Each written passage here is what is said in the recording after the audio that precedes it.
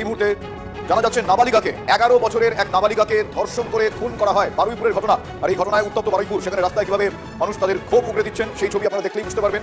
নাবালিকাকে ধর্ষণ করে খুন করা হয়েছে, অভিযোগ এমনটাই। আর এই ঘটনায় উত্তপ্ত বারুইপুর, 11 বছরের এক নাবালিকাকে ধর্ষণ করে খুন করা হয় বলে অভিযোগ। মৃতদেহ আজকে বিক্ষোভ দেখাচ্ছেন মানুষজন, সেখানকার বাসিন্দারা কুলপি রোড অবরোধ করে তারা বিক্ষোভ দেখাচ্ছেন, পুলিশের ওপর হামলা চালাচ্ছেন তারা। এই মুহূর্তে সেই ছবি আপনারা দেখছেন। বারুইপুরে এই ঘটনায় উত্তপ্ত পরিস্থিতি, রাস্তার উপর তারা আগুন জ্বালিয়ে এই ঘটনার প্রতিবাদ জানাচ্ছেন। গাছের গুঁড়ি ফেলে রাস্তার উপর তারা পথ অবরোধ করে এই মুহূর্তে তারা বিক্ষোভ দেখাচ্ছেন।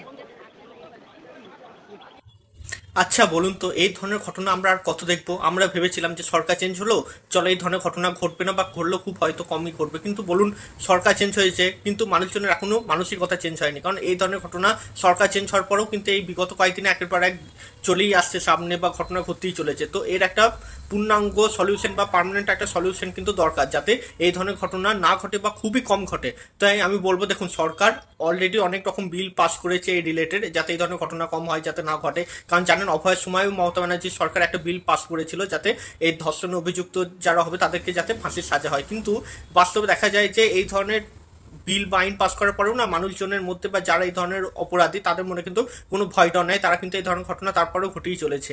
আমি তো বলবো এর একমাত্র বা পূর্ণাঙ্গ সলিউশন একটাই হতে পারে, এই যারা এই ধরনের ঘটনা ঘটাচ্ছে বা তারপরে ভয়টাই পাচ্ছে না, এইসব দোষীদের পুরোপুরি পূর্ণাঙ্গ নপুংসক বানিয়ে দাও। হ্যাঁ, এই একটাই সলিউশন, এর বাইরে অন্য কোনো সলিউশন হতে পারে না।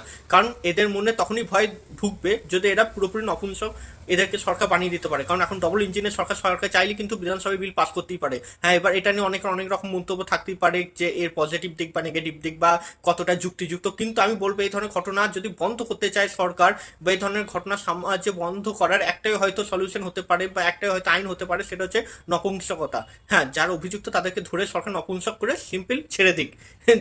ফাঁসিও দিতে হবে না, জেলও খাটাতে হবে না, দেখবেন এই ধরনের ঘটনা ঘটা অটোমেটিক না সমাজে বন্ধ হয়ে যাবে। বিশ্বাস করুন, আমি গ্যারান্টির সাথে বলছি, 99% এই ধরনের ঘটনা কিন্তু একবারে পুরোপুরি সমাজ থেকে বন্ধ হয়ে যাবে, যদি সরকার বিল এনে যদি এই নপুংসক করে দিতে পারে। কারণ আজকালকার দিনে ওই যাবজ্জীবন জেল আর ফাঁসির সাজায় কিন্তু কেউ আর ভয় পাচ্ছে না।